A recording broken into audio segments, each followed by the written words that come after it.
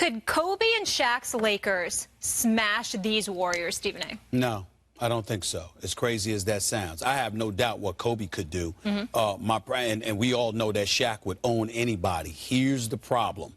These are marksmen extraordinaire. These are long-range snipers. Shaquille O'Neal is a career 52.7% shooter from the free throw line. 8 times in his career, he shot less than 50%. We are talking about a league where you literally get called for a foul if you pass gas. That's how pathetic it's been in the National Basketball Association. That is how soft it has become.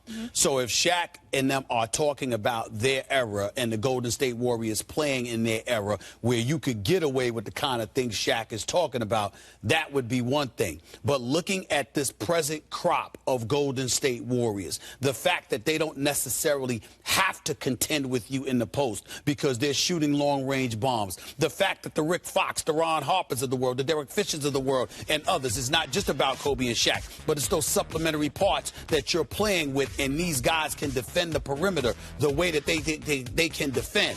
Today's NBA game wouldn't allow them to get beat up. You'd have to play a different style of basketball in order to beat them. And in the case of the Golden State Warriors, what you would do is you would foul Shaq all day long, send him to the free throw line. I'm not saying that the Lakers couldn't win because there's Kobe. And Kobe would sit up there and being the assassin, a black mamba that he is, could make things very interesting. But when you talk about the Lakers smashing them, we got to take all components into consideration. And I think that when you look at Shaq and the liability, the great Shaquille O'Neal would have been at the free throw line, I think that changes things. Great teams don't get smashed. And the Golden State Warriors, if Kevin Durant is at 100%, look like a great team.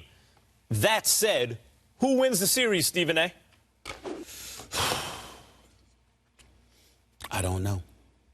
Yeah, right. What's no your one gut, knows. though? Which way are you what's your leaning? opinion?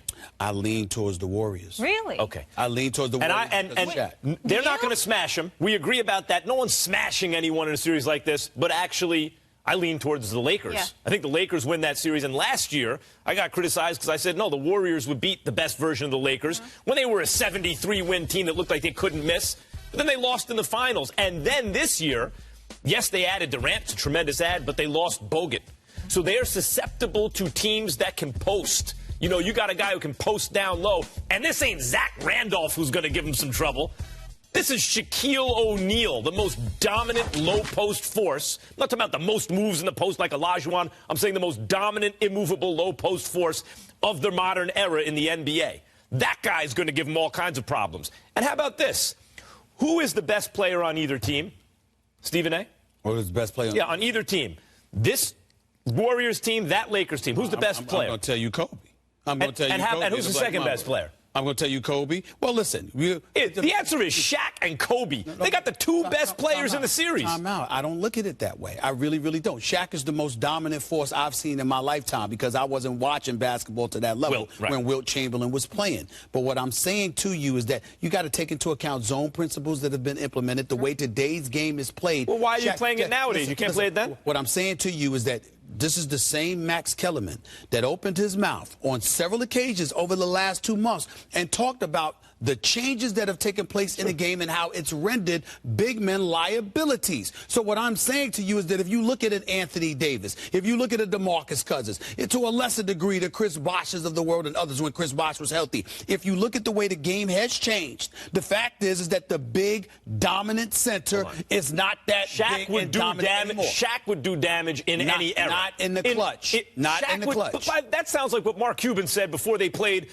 Detroit, right? Like, well, Ben Wallace is never going to be able to win a championship. Detroit will never win a championship because Ben Wallace can't hit free throws. And then Detroit went out and won a championship. Shaq won 3 chips. With the Lakers won 3. One with Miami. He never could hit free throws. That's a very bad moment for you to bring that up because as somebody that covered Larry Brown for 7 years, for all 6 years in Philadelphia. Well, that was Carlisle when they won the chip. No, that was not Carlisle when they won the chip. That was Larry Brown was the coach of the Detroit Pistons. No, and then they got rid of Larry Brown. They brought in Carlisle and they won the chip with Carlisle. Carlisle and Dallas won the chip. Larry Brown won it in Detroit. And Detroit. No. Trust me on this. Larry Brown was the head coach for the Detroit Pistons when they won a championship. There is no fact check. I was there. I covered it. I'm telling you, I know. Larry Brown was the coach of the Detroit Pistons. They had that reversed. It was Rick Carlisle and then Larry Brown. Maybe. Rick Carlisle only has one chip, and that's in Dallas. That's right. Can Larry you Brown has a actually chip admit in you were Detroit. wrong? This is a special It was moment. Rick Carlisle until halfway through the season, and then they brought in Rasheed Wallace. He's right. Actually, Rick Carlisle was fired at the end of the season. Larry Brown was there the full season because he left the Philadelphia 76ers job. I'm trying to help you here. Yeah. Here's the point that I'm trying to make is this. You got Ben Wallace. Got me on one. I've been on the show for 7 months. You finally got me on. Fine. You got Tayshaun Prince. You got Ben Wallace. You got Rasheed Wallace.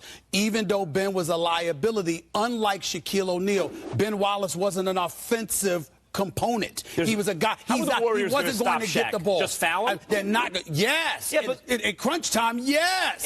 Yes. But crunch that's exactly what they're going to do. Even if you foul him at crunch time and he hits 1 out of 2, that's still a point. You're not going to stop him from scoring. But you're the same. As opposed to the Warriors who couldn't score in the last 4.5 minutes against Cleveland. Don't interrupt me while I'm trying to address your point. Your point was 3 couldn't beat 2. This is what you would say about 3-point marksmen going up against dude that scored 2 points. But now you're saying 1 out of 2 free throws